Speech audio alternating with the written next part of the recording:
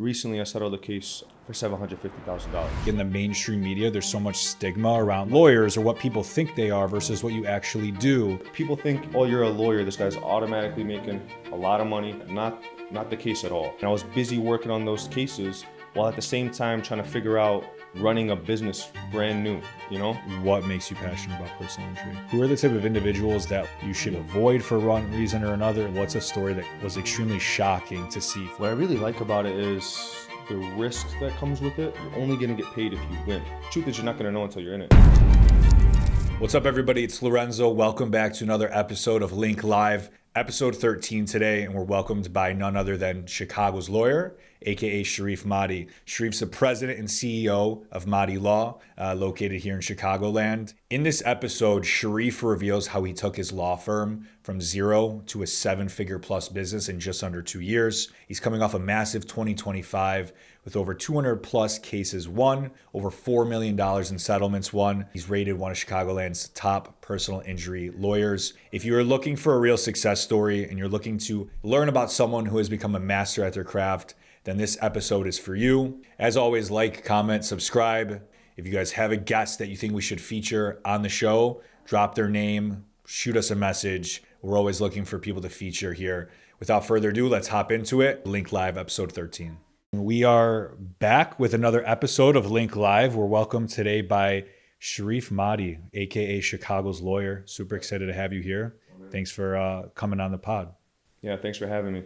It's my first pod, so I'm excited. Good. Well, we're excited to have you, and I've known you for a little while now, and I've gotten to see some of your digital progression and just like progression as a attorney and lawyer up until this point. And aside from us working together a little bit, I think like what you do is extremely interesting and intriguing, especially the line of law that you practice. And I think there's a lot of valuable insight to be told, right? So like always, I want to peel it back to kind of your upbringing and some of like the early attributes and experiences that instilled some of those early values into Sharif and kind of what built you up to who you are today.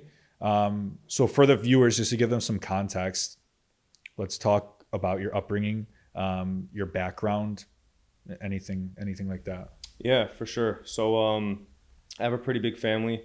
I have 4 siblings. One older sibling. We're 11 years apart. So it's an interesting dynamic because we each have that oldest sibling personality. Because by the time I was old enough to remember stuff, he was already off in college. And then 3 younger siblings. Muslim household, you know, I'm 100% Muslim and born and raised in America. So one thing about me that for sure played a role in like the type of person I am today is my father. My father was a single parent for most of our lives. My mother was diagnosed with cancer, had a 5-year battle and passed away. So then it was just my father taking care of me and my siblings. Mostly me and my 3 younger siblings because my older brother was just old enough to kind of just, have his career and stuff like that overseas. Right. So the thing about my father was he always instilled like hard work, and he was the type where he wasn't settling for anything less. Like, oh, you got a B, not an A. Okay, well, you're in timeout, or you're not allowed to do this or do that. So it was just having that like hard parent, and only having that hard parent sucked a lot of times, but it 100% like played a role in the type of person I am today. So I like to think that me and my siblings, we always like to work hard, dream big. You know, that was one big thing about my dad. Like, you got to be not just $100,000 successful. You got to be like uber successful enough to take care of everything that you need to take care of. Right. So that was like a huge part of my upbringing for sure. Absolutely. When your family immigrated here, what were some of those early jobs you saw your father doing that kind of taught you those lessons early on? Yeah. So my father did pretty well for himself. For as long as I can remember, he was always a business owner. I know before that, like when he first came to America, he was probably doing like taxi jobs and stuff like that, just making ends meet. But as far as I can remember, he was like a business owner, and then like always worked like 7 days a week, 15 plus hours a day. No questions asked, just like going to work, doing his thing, and then coming back home, eating. Like it was a very, very like strict like mindset. Sure. So just seeing that all the time, and like barely any fun. It was always just like work, work, work. Right. That's what I seen from my dad. Absolutely. And then growing, you lived in the Chicagoland suburbs, grew up in and around the area. At what point did you know you wanted to pursue the legal route? Was there ever a point before that while you were going through school where you had this entrepreneurial itch? Was that something that you felt, or was that something that you developed later on in your life? Yeah, it's a good question. So the whole thing about being a lawyer, honestly, my mom, when I was like very young, like 8 years old or so, just said like, "Hey, it'd be cool if you were a lawyer one day." But parents say like random stuff like that all the time. But once she said that, I just stuck with it. Growing up, you're always asked, "What do you want to be when you grow up?" And I always just said lawyer, lawyer, lawyer, and that never changed. But like, you know, as I grew up and started like working, um, I always put in a lot of hours wherever I was working at, whether it was a restaurant or some type of store, like a lot, a lot. So I understood the value of money at a young age.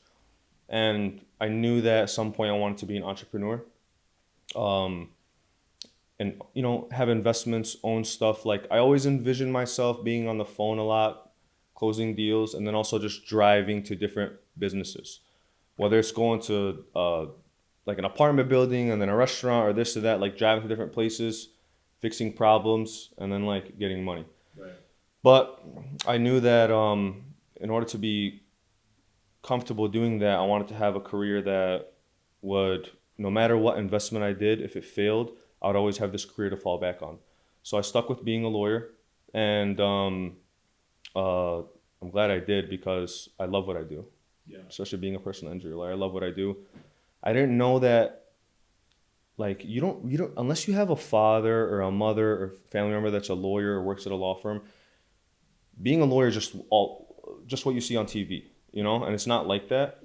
So I didn't really know like that 100%. I 100% wanted to be a lawyer. Sure. Until I became one. So fortunately for me, it was like, okay, I actually like this. It paid off. Yeah, yeah.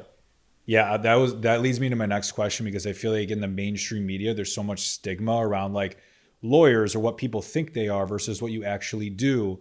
And another thing on top of that, like currently, although people say it's never been easier to make money, it's never been easier to find a job because of how much access everybody has with technology and social media, this and that. Like, what would you say to somebody that's maybe younger, maybe, finishing up college or even post grad, that is thinking about pursuing law school? Like, what are the real like nuts and bolts to it that you have to understand before going into it? Because I don't care what sort of law you go into, and you'll tell it better than me, I'm sure it's not easy by any means, and you have to really commit to it if you want to do it. But like, what is the real sort of guts of like what you have to go through in order to commit to doing that?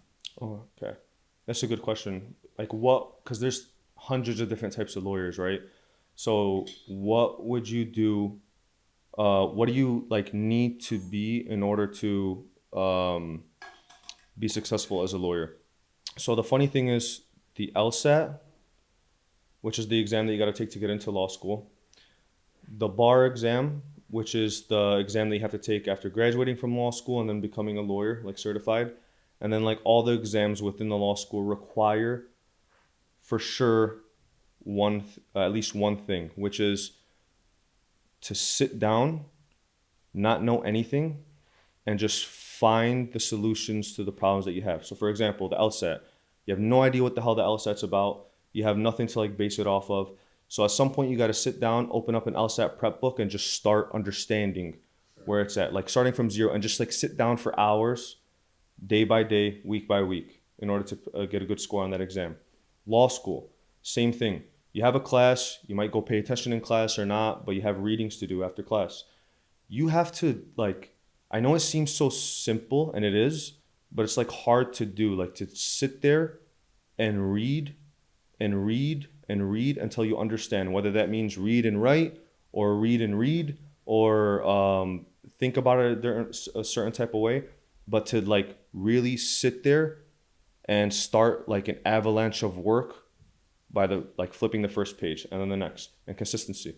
Same exact thing with the bar exam. Same thing. You don't know you just gotta like start sitting there and just start and keep going, like sitting down. And being a lawyer is the same, like same thing.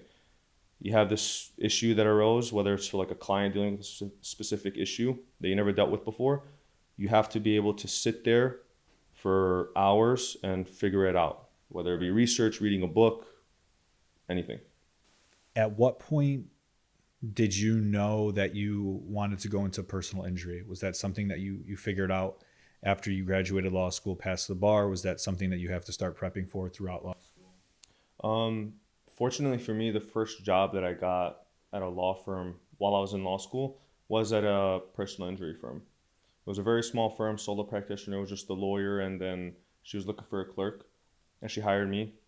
And how I got that job was pretty interesting. So like the first year of law school, I applied to as many firms that had an opening, just to make some cash on the side. And I got 3 responses, and all of them were no. So for the summer, after I finished my first year, I decided to do an internship at the public defender's office for free. And there was a lawyer that I connected with there, told her that I was interested in personal injury and a couple other things. And then fast forward 2 months once that ended, and the school year, the second year was about to begin in law school, she contacted me saying, hey, I have a friend who is looking for a law clerk. Are you interested? I said, yeah. So the first job that I got was at a personal injury firm, and then that's when I started to learn more about what injury lawyers do exactly, how do they get paid, the ins and outs of all of it. And that's when I knew, like, yeah, this is exactly what I wanted to do. Nice. What makes you passionate about personal injury? I know there's a lot of like satisfaction, fulfillment, I'm sure, out of, pursuing those cases and settling and winning those cases. But for you, like, what makes you passionate about personal injury? Man, of course, there's a lot of things, right? Like you're helping people who are going through a tough time that have been injured. But what I really like about it is the risk that comes with it. Your clients aren't paying you anything up front. You're only going to get paid if you win. Yeah. If you lose, no matter how much time you put into it, you lose that. And you have to pay money on these cases. You have to pay for records. You have to pay to file a lawsuit. You have to pay for a bunch of things. These expenses could go, be thousands of dollars. And you only get paid if you win. So I love that aspect of it, the risk aspect, and not having to chase clients for money. So that, and then just like forcing someone who, whether it be, on purpose or an accident, caused someone else's injury, forcing them to pay up. Now, of course, the money 99.9% of the time is from insurance companies, but it still feels good.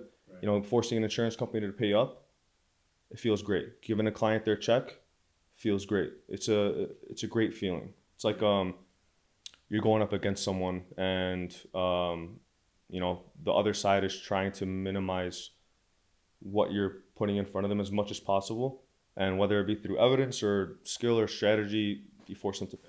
Yeah, love it. I definitely want to get into some of those like case stories in a little bit. You had another job after you worked with the solo practitioner, though, before you started Maadi Law? Yeah, so okay. The first firm I worked at, I was there for about a year. I loved it. The lawyer that I worked for, she was awesome, and I learned a lot. But I knew that I didn't want this to be the only experience that I have at an injury firm. Right. So I just decided to start applying at like other firms that were looking for law clerks. And I found one, and got a second job as a clerk at a law firm. And that by itself taught me a bunch of things, because I remember when I put in my 2-week notice, this lawyer was like, "What? I thought you loved working here." And I was like, "I do. It's awesome." She was awesome. Like lunches every week. A lot of companies don't do stuff like that. And bringing me around, having me do actual work. She's like, "I thought you loved it here. Why would you leave? I told you that I would even want to like hire you as a lawyer." I was like, "I just want to see a different like side of things. Right. Even if it's something bad, I want to know that there's another way of doing this one specific task, and that way I know 2 different ways to do it, and I'm gonna do whichever one I think is best." And you're only gonna know that if you experience it at a different place, at a different firm in this situation. she was not understanding that, dude. She was like, what? Like that makes no sense. And I was like, I mean, I don't really have to explain it anyway. How well, if you remember or did know, like just to put it in perspective for people, like how much was a solo practitioner like this woman making, you think, from what she was doing as an individual? Man. So the cool part about being a personal injury lawyer or having a firm is that, dude, you can make millions off one case, and you could also make like $1,000 off one case. So like, you know, every month is different, every case is different. But like I remember when I was there was one case that she settled for like I think 1.3 million. That by itself was like over $300,000 to the firm. And then just from the ones that I remember working on, 10 grand here, 15 grand here, 30 grand here. So every case is different, but for me there, honestly, it was mostly learning more of like the grunt work. Right. Because it's not just about case comes in, I'm gonna settle this, settled, checks go out. Like there's a lot of grunt work that has to happen from the bottom. So that's where I learned all my grunt work, was my time working as a law firm. Okay. And then what would you say are the biggest differences in this new firm that you went on to work at? Were they bigger in size? They were a little bigger in size. Yeah. So I went from a solo practitioner with just one lawyer to a firm that had 3 lawyers and like more staff. So there's a bunch of differences, man. Everyone does things in a different way. The technology that they're using, the ways that they send out records requests, how they send out mail. Like one firm was writing where the mail is going to go to, and the other firm had like, you press a button and this machine populates where the, you know, even the little things like that. How each lawyer communicates with clients, how each lawyer markets, how each lawyer does or law firm does this. So there was a bunch of differences, like even the smaller things, a bunch. Yeah. And then I want to talk about maybe your inflection point a little bit. How long did you work at that second firm for? So the second firm, I worked there as a clerk for about a year and a half. And they're also the firm that gave me an offer by the time that I passed my bar exam. Awesome. And then you worked there up until you started your own thing, right? Yep. So obviously, besides getting all like the experience, understanding the ins and outs of maybe how the operational side of a law firm would work, what was your inflection point? What was your defining moment where you're like, obviously I don't want to be a lawyer. I love what I'm doing. These firms are great, but there's still something more. You haven't fully scratched that itch. You know you want to start something for yourself. You have that entrepreneurial mind to you. Was there a defining moment? Was there an inflection point, or was it something that kind of brewed over time and compounded?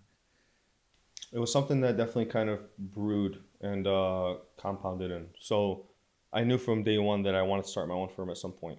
You know, some people tell you 2 years, some people say 3 years, some people don't start their firm until like 10 to 15 years after.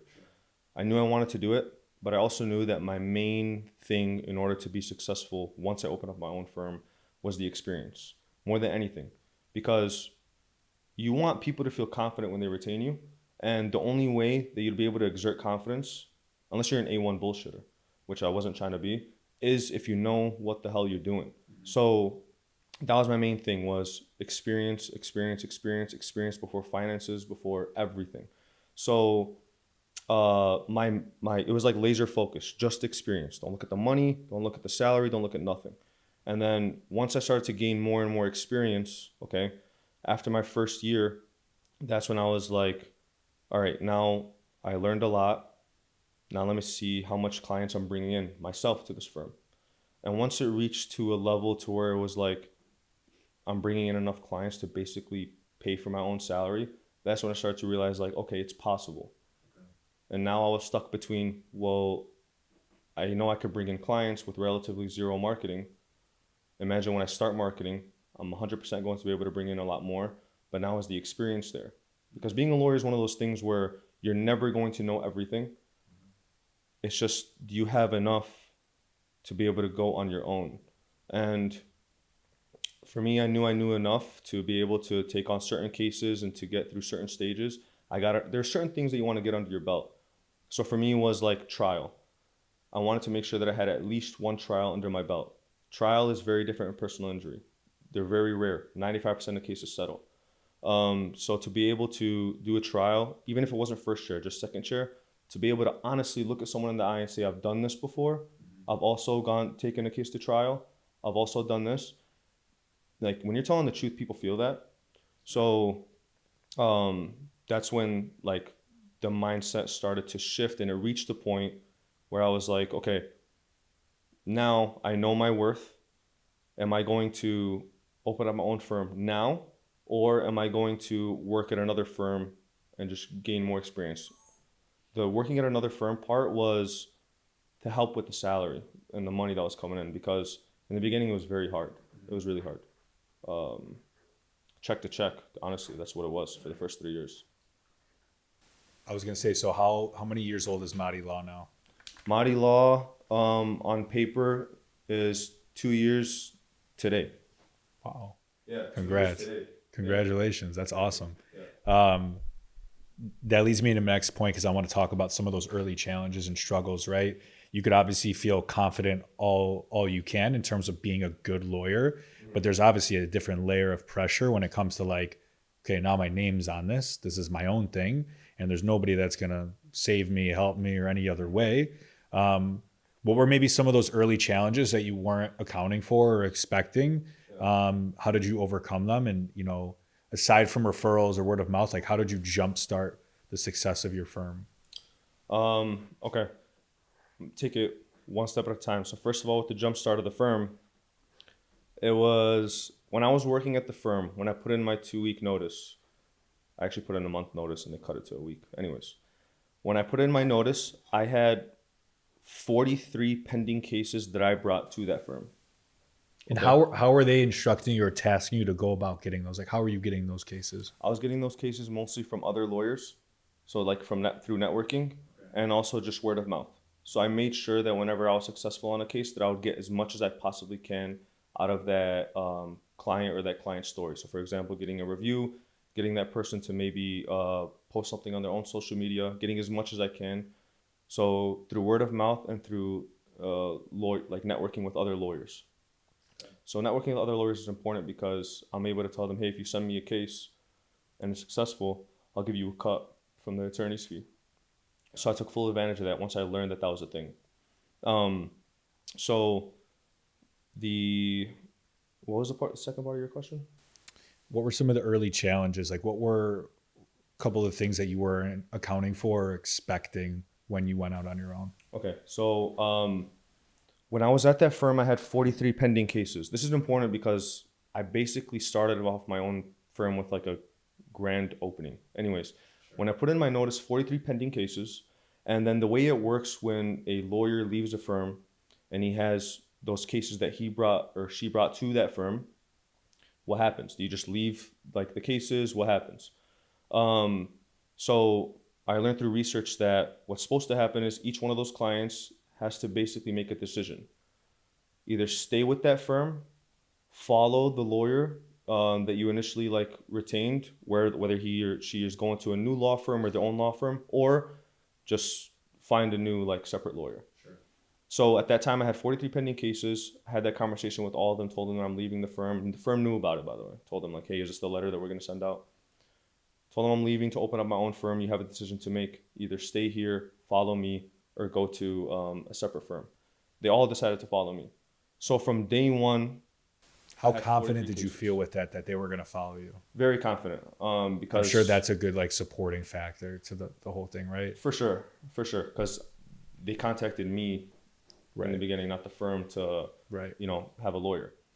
So this was good and bad. It was a blessing and a curse in a way, because when you start your own business, there's a bunch of shit. There's like 1,000 things. There's like the registrations, the documents, the where you're going to go, are you going to work from home? Are you going to rent? Are you going to all this? So I knew for sure I wasn't going to just start having employees right away. I was going to just work from home. And you want to be able to build your business slowly, right? But I had 43 cases from day one. So I was like, literally 43 cases to work on. And if you ask lawyers, there's lawyers that only have like experienced lawyers that are only working on 50 cases at a time. So I had 43 from day one, and I was busy working on those cases while at the same time trying to figure out running a business brand new, you know, literally like brand new. Yeah. So it became apparent really quick that I needed help, like I needed staff, and I knew I wasn't gonna have someone come and like work on my basement with me. So then this is what happens. Like there's a problem and you need to solve it. So the problem was I need more staff. There's not enough time in the day for me to do the work in all these cases. So then as a business owner, you're like, okay, how am I gonna go about hiring someone? You know, these are the things that no one really thinks about. It's like, what do I do? Do I just do a job post on Indeed? Oh shit, everyone's talking about virtual assistants. Should I just hire someone from like overseas? How does it work when it comes to like tax and stuff like that? Long story short, I knew I ended up having to hire someone, and I just decided that I wanted to be an in-person employee. So then I found a place to rent, started renting, and then I started going on the like search for an employee. At first, I started just asking around if anyone knew anyone that wanted a job, and that's how I got my first employee. But just the struggles that I dealt with in the beginning were really just managing everything, like, because you're busy working on these cases, but I got to find a way to bring in more cases. Yeah. You know, so figuring out how to bring in more cases, what I'm going to start with first, and then you're juggling like, I don't know how much to pay an employee, you know what I mean? So you all of this stuff like you're learning from brand new. And the way I got through it, man, was really just to lock myself in a room and keep thinking and working on it until I figured it out. Yeah. Like really just like, and then at some point you're going to have to just jump forward and try. Right. And then if it works out, it works out. If it doesn't, it doesn't. Yeah. Most of the times in that case, there's no like complicated answer. Just the simple stuff is what works. Mm-hmm. I feel like, amazing. That's super interesting. I want to build off of that. So you bring in these 43 cases. What does, like, to someone who doesn't understand, and even I don't understand as much, like, what does the process look like for those 43 cases? What is like the upfront due diligence? Like, is there a period of time where you're like learning about the potential of the case and then like you're like throwing them out because you don't feel like there is like a strong case of you winning? Like, what is the criteria you're judging off of essentially to know if like this is one that like, all right, like we're gonna go for it? Yeah, that comes with experience. Like with experience comes like you knowing whether or not a case is good, or if it falls on the line of not sure. Are we going to take the risk of putting in the time and money into seeing if this is a case? Because you're essentially fronting everything. Exactly. Okay. Yeah, fronting everything. So first of all, an injury case, there has to be an injury. Like, you'd be surprised how many times people call me and it's like, hey, I got into an accident 4 months ago. Let's do a case. And I'm like, okay, what happened? I got rear-ended. That's good. So first you're thinking the two big things are liability and damages. Liability, can someone be at fault for what happened? And then damages. This is an actual element of negligence, like damages. There has to be an injury that resulted. So if someone calls me saying they got into a car accident 4 months ago, but they haven't done any treatment whatsoever, didn't go to the hospital or anything like that. Okay, so you're telling me that you're injured, but how am I going to prove that? Right. How am I going to prove that? You got to prove it at the end of the day. So one, for sure, there has to be like an injury that you could prove through treatment. And then in terms of whether or not it's a case that's good enough to take, start with the simple ones. Someone rear-ends you, that's, it's a pretty clear case. Okay. You get a crash report. You see what the crash report shows. Oh, this person like got a ticket for speeding or not paying attention, and that's what caused the accident. That's good. Liability. It's clear that they're at fault. Sure. So you just get better with that over time. Cool. That makes a lot of sense. After you started to go through these 43 cases, like, what were the next steps in building the firm? What are some of your first hires look like? What were some of your challenges around hiring? Because I know for many business owners, including myself, like employment and talent management, things like that are like the most troubling of things to do. Because you could be, again, the best lawyer in the world, but that does not train you and prepare you to manage a team of people, right? So how did you build into that? Trial and error. So when I hired my first employee, She like didn't know anything in terms of like tech. Basically a case manager. But one thing that I knew for sure is there's value in like not only teaching people how to do a certain thing, but to also teach them why this is being done this way. So, you know, you can't hire, I wasn't in a position to where I was able to hire someone that had like a lot of experience because those people require more money and I just didn't have it at that point. So I X that out immediately. I'm not going to be able to hire someone that has a lot of experience. I know that I'm going to have to hire someone that doesn't have much experience and train them and just hope that they're fast learners and they just go from there. Right. So luckily for me, the first employee I had was that. But I trained her and she like knew everything. Nice. You know, she learned it real quick and does a great job. So if she wasn't good, that would have set me back. But right. There's really no way to go about it. Like I remember I was learning like what questions do you even ask in an interview? Like how are you gonna find this stuff out? But you just trial and error. 100%. If you feel comfortable sharing, what has been like maybe the biggest case that you guys have closed and settled on so far? Yeah, you know, when I settled a case for $750,000. This was, I want to say like 2 months ago. This case, I signed up a week, not even 6 days after I opened up my own law firm. 6 days after I opened up my own law firm, there was a lawyer that called me. He said, "Hey, I got a case, really bad accident. It was a motorcycle rider that got hit by a car. Really bad injuries, and the insurance company isn't willing to give me more than $50,000. Can you come check this out and see what you think?" I had my own firm at the time, so I literally just drove there. Looked at it, I was like, yeah, this case is going to require litigation because they're saying that the motorcycle rider was speeding, but the one that was driving the vehicle that hit the motorcycle, you know, it looks like they're more at fault, but it's going to require filing a lawsuit. This lawyer, despite being like over 45 years old, has never filed like a lawsuit for an injury case. I have. So I told him, yeah, I'll take it.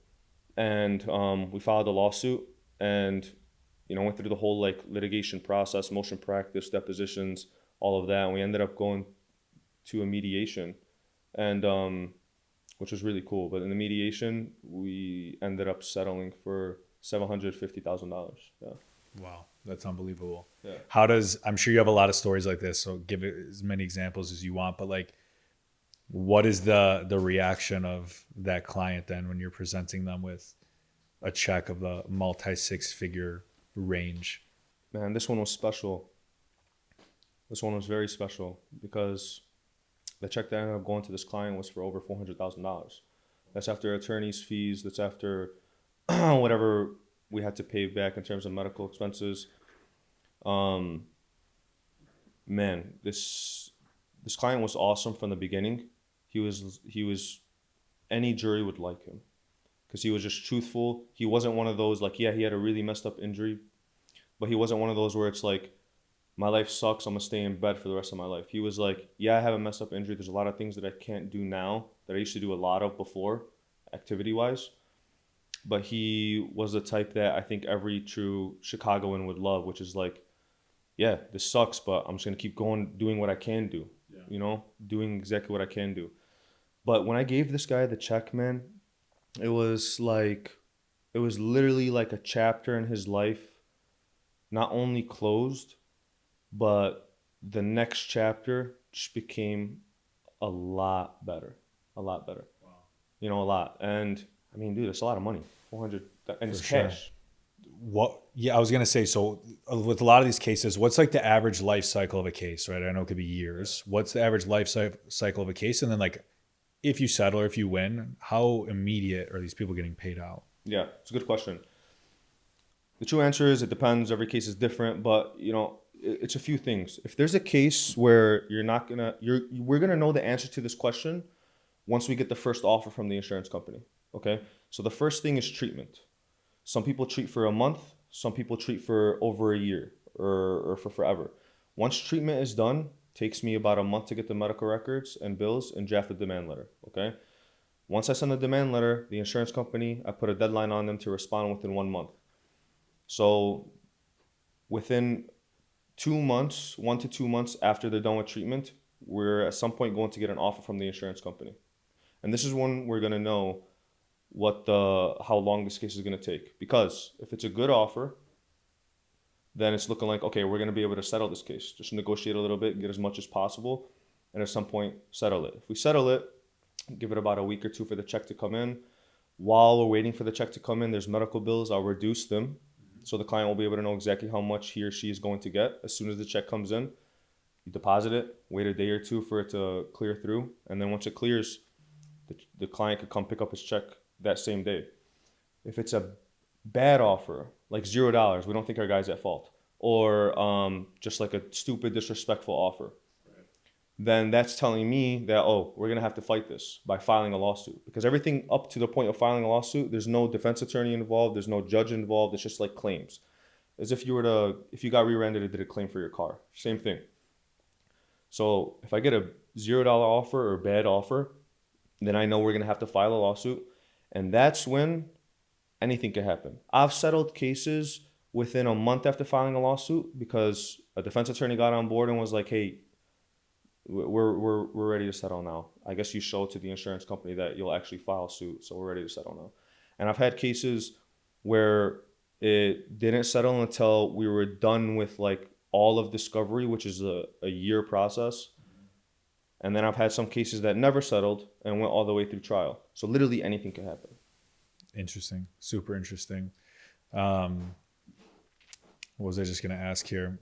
With that, obviously a lot of what you see on social media right now is very fabricated. There's a lot of attorneys, a lot of lawyers, a lot of firms that are representing themselves. And, you have to go off of, what you're seeing at face value sometimes. But I know I'm sure a lot of stories to be had around individuals that are maybe on the shadier side of the business, just as either like a story or even like advice to somebody that may be in the market to looking for something like this. Like, who are the type of individuals that like you should maybe avoid for one reason or another? And then maybe like, what's a story that you've seen play out from just being in the industry now that was extremely shocking to see from your seat? Yeah, man, that's a good question because there's a lot of fucked up shit that you see like all the time, from lawyers and law firms and whatnot. It's crazy, but really the best advice I could give on making sure that your lawyer is not a piece of shit is to do as much research as you can. Like before, I used to say, "Oh, go on, like Google them and check their reviews." I just found out the other day that like apparently you could buy reviews. Yeah. You could buy 5-star reviews. I was like, all right, well. You could buy anything, I guess. Yeah, I guess. So you want to do as much research as you can, because if you do research, you'll be able to know, like, find something like bad or even good about a lawyer or law firm. So I won't say any like names because people can change. But, I was given advice from a couple of mentors before where they said, hey, if you're successful, there's going to be a lot of times in your career as a lawyer where there's going to be a lot of money in front of you, and your portion is only some of that money as an attorney. But it's going to be very easy for you to make your portion a lot bigger in an unethical way, in an illegal way. In a way, basically taking advantage of your client. Okay. Think, for example, like a client who just came to America, doesn't know English, got into a car accident, has a case, and that you could trick this client into thinking that his check is $5,000 when it should actually be $10,000. There's a lot of those times. But karma's a real thing, and lawyers get caught doing this shit every day. And if they get caught, you could find it. So it sucks, man. Like, you hear like horrible stories all the time.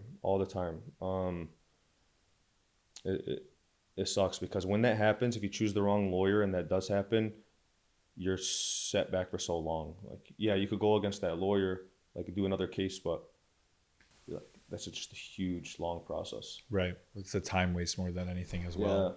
Yeah. No, it's interesting. On the flip side of that, right, social media does a lot of great for people in your industry as well. How has representing yourself on social benefited you and your business in the short term, right? As it's gotten off the ground. I don't think we mentioned this yet, but you have an extremely valuable handle, which is Chicago's Lawyer. I don't know if there's a story with that, but like, how did you like come up with the name? How did you get that handle at the time? At what time did that start to become like more of a character or persona off of Sharif as well? And then just like, how has like social and representing yourself online impacted you in your business? Yeah. Man, social media has been awesome because I'm trying to have fun with it. I'm still learning like as I go, new stuff all the time. Like I wish I had like a solid answer for you, but I don't. Like, but I'm still learning this Yeah. stuff. But social media has been awesome in a way to where like I'm able to educate people, whether it be about like injury cases or what to do and not to do in certain situations, or also just give them like insight on like being a business owner or law firm owner. And so educate people, hopefully motivate through my own like mistakes and what I've learned. But it's really been good for my business because every time I do that, I'm just reminding people that Sharif is an injury lawyer. Like just reminding people every single day. And the goal would be to put out content that people like, but whether they like it or not, if they see your video, it's Sharif lawyer. So it's been helping my business a lot. The more videos that I posted, I've always noticed that like there's more cases coming in. Right. Okay. So yeah, it's been awesome. Yeah, it could never be a negative in that case. And then talk to us about the handle, the Chicago Lawyer. Like, is that like somebody give you a nickname? Did you like, is that something you sat down and thought about? Like, how am I going to set myself apart? What's the story there? Yeah. I wish there was a cool story, man, but there really isn't. A nickname is something I've actually always wanted my whole life. I never had one. Everyone's always just called me Sharif. But I remember I was like, okay, I want to start posting videos on social media. And it was while I was still working at the firm. And I changed, my Instagram handle was just my name. And I wanted it to be like lawyer, obviously, and then like Chicago. Like I love Chicago. I think Chicago is the best city in the world for 1,000 reasons. So I just thought, I think I tried Chicago Lawyer first.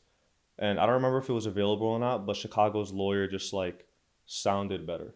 Yeah. So I first just checked to see if it was available, and it was. So I did it. I thought it was valuable too. It's just cool. So I just did it and just stuck with it. Love it. Yeah, I mean, especially in a big city like Chicago, for that to be available and the timing, it's definitely valuable for sure. Yeah, I wanted people to see the handle and like automatically know based on the handle like Chicago and lawyer. Right. They resonate that with yourself then. Yeah. How important is personal development to you, right? Like a lot of people talk about like investing in yourself, especially as a founder and entrepreneur, as being the most important thing. Yeah. I know you're someone who prioritizes health and wellness significantly. I know for myself, and I'm sure you could agree, like it's a major factor in being able to continue on and motivate yourself and just like stay in the game. But how have some of the ways you've prioritized your health habits or fitness like impacted you? Man, it's everything. It's everything. Like, yeah, we spend so much time working and all that, but dude, like unless you're in this world alone, even if you are alone, but like most people aren't. Like they have family, right? Whether it be parents, siblings, or a spouse and kids, like you want them to be proud of every aspect of you. Sure. Business-wise, health-wise, mentally, all that. So for me, exercise has always been important. Before I ever started making money, the closest thing I ever felt to being rich was when I was consistent with exercising. The days that I work out, Joe Rogan said it best. The days that I work out are the days where I have respect for myself. That way I know that at least that day I wasn't a lazy piece of shit and I got something done that was hard and millions of other people didn't get done today if you just worked out. So, and once you reach a level to where you start seeing like a difference in your body, that's just like having $1 million, something that most other people don't have. So that was like the closest feeling to being rich that I have. It also builds confidence and all of that. So man, it's everything, and it's like a constant thing. You're never satisfied. You're always trying to think. I'm always at least trying to think, what is one way that I could better myself physically, mentally, spiritually as well. which is hard, and it's a constant thing. Like, sometimes you fall off, but that's like the game of life, man. You got to just like keep going and learn from it. 100%. I totally agree. It's everything. I'll ask you this. Yeah. Someone comes up to you and their net worth is like $40 million. Obviously amazing, but they're sitting in front of you, and like, you could still, despite this person having a huge net worth, still be like, man, I don't want to be like this person for many reasons, whether it be because their health is off, or they're just a piece of shit with their family or anything like that, or just an asshole to you. So there's a lot more to it than just money. Like, there's a million things. Yeah.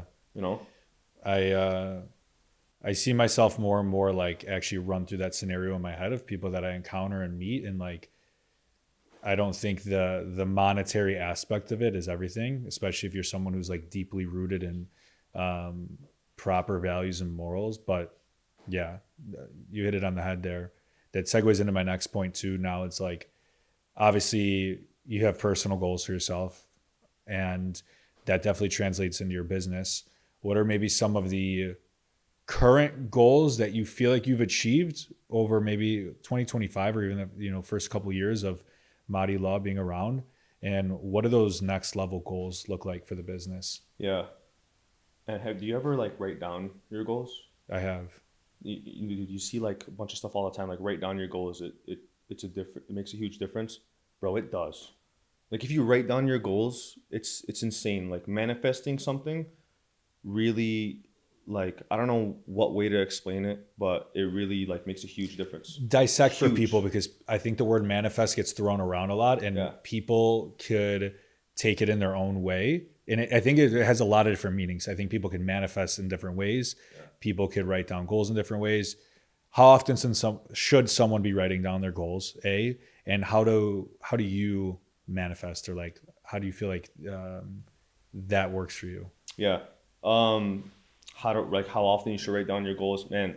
I guess it just depends on like what goals you have. Like, for me, I only wrote down my goals New Year's of last year, but I think maybe this year I might try to do like quarterly goals. Okay. Nice. But the whole like manifestation thing is like, I forgot what the method is called, but you ever, like, if me and you start talking about red cars or a specific type of car, let's say like a Jeep Wagoneer, random as hell.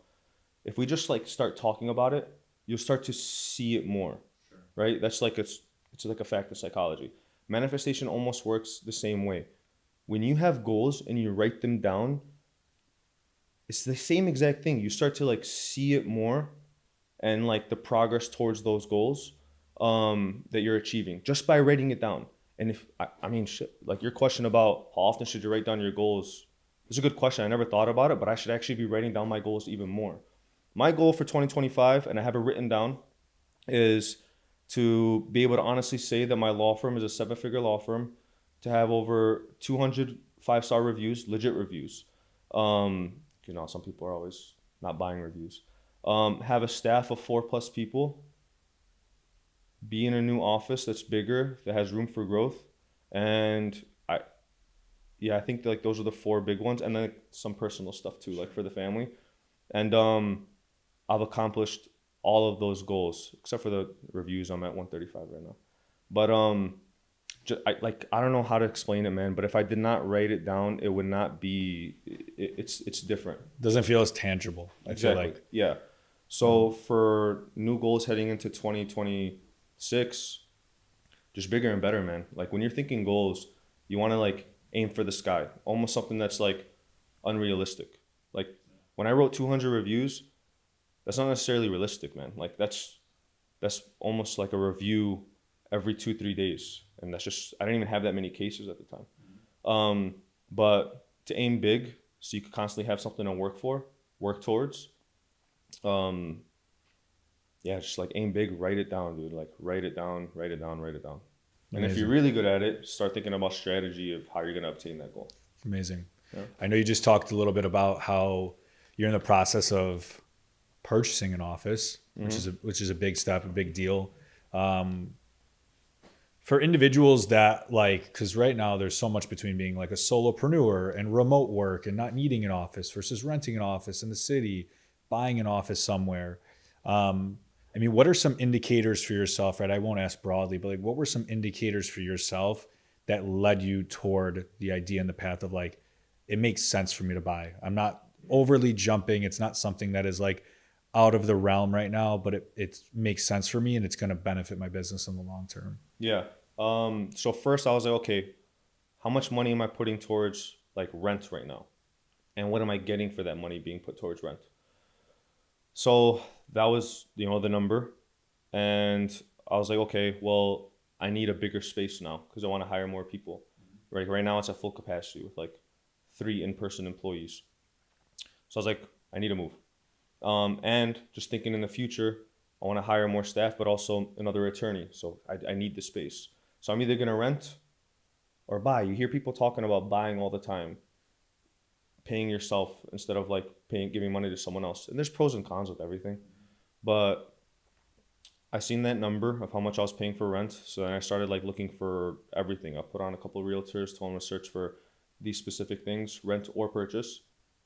And it was about like maybe 8 months that I was searching until I found an office condominium that was the perfect size, good location, and the price wise, I was just like, I'm only paying a little bit more than how much I'm paying for rent to own something. Right. And that's when you also start thinking about like real estate portfolio and other benefits that you can have with just like owning. So that's how I came to that decision. Amazing. No, it totally makes sense. Awesome. Well, I want to wrap in one specific area.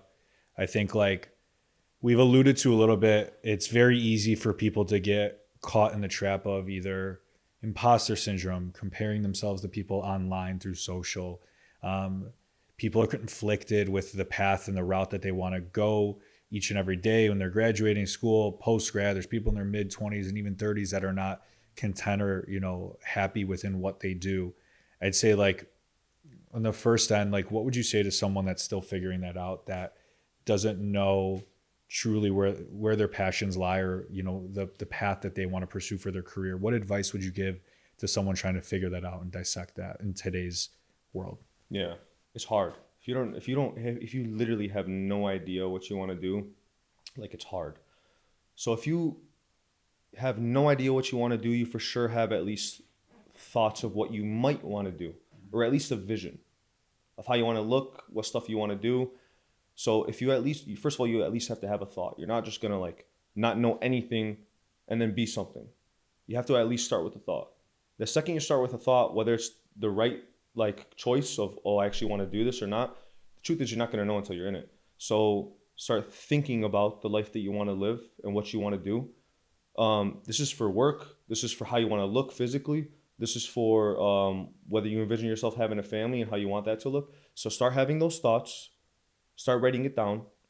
And then once you start writing it down and having, you write it down and then just work every day towards that goal. Sounds like generic, but think about it. Yeah. You want to have a good body. Okay. And it's very hard. It's there's a difference between simple and like easy. Something could be simple but still hard and not easy, right? So like working out, for example, simple, eat healthy, go to the gym every day. Sure. It's very hard to do. But if that's something that you want to obtain, then take the first step, sign up at a gym, and then just start going every day. And it's the same exact thing with like what you want to do with your life, business wise or work wise. Start working towards it every day. So you have a vision in your head that you want to be an entrepreneur. Well, you need money in order to do that. So there's many jobs out there. Go find a job to at least start saving money to go do like baby steps, dude. Baby steps. And just like, because working towards that goal builds a momentum. And once that momentum's built, it becomes much easier. Every single thing. Yeah. Mentally, spiritually, everything. So it's all about the momentum. And then you just keep going, man. Because even if you're on, like the momentum's good and everything's fine, like there's going to be days where you're like, fuck this. And then you're going to question yourself, like, why did I do this? I remember the days when I was working at the firm for the first 3 years, everything was going according to plan. I was getting the experience that I wanted, super fast. I was bringing in like the cases, but the finances just weren't there with the way that the finance structure for me, at least at that firm, was built. So there were days where I was just like, bro, what the fuck? Like, what the hell? Like, did I really sign up for this shit? Right. You know, people think, oh, you're a lawyer. This guy's automatically making a lot of money and Not the automatically case. doing all that. Not the case at all. Not for all lawyers, but there are some, Sure. depending on the field that you want to go into. But there were a lot of days where, despite me being on plan, exactly what I was planning on doing, and everything was going good in terms of the plan, where I was still just like, the fuck am I doing, man? Like, Right. this is hard. Yeah, that satisfaction wasn't there. But I think that's really, really good point, really good advice. In wrapping up here, I always ask this as a final closing question. But knowing what you know now, if you were able to go back in time and say one thing to the 18-year-old version of Sharif, what would that be?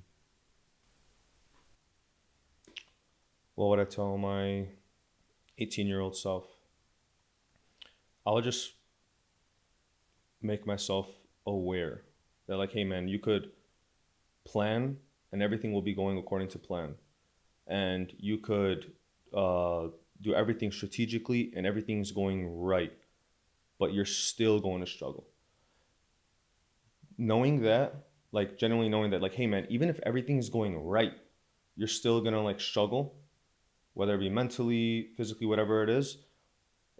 If I had just known that, it would have saved a lot of dead days. Sure. Because those days where I was like that, those are just lost days.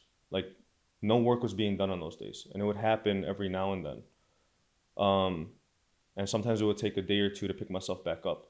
But if I had just known that, then it would have been, I would have had much more productive days. Like, those days wouldn't have been as lost, or at least cut it in half. That even if it doesn't feel like it, you're still following your path. You're still going according to the plan. Not every day is going to feel like an A+. Exactly. Yeah. Got it. Yeah. Amazing. Yeah. Well, Chicago's lawyer, Sharif Maadi, thank you so much for being on Link Live. This is extremely insightful.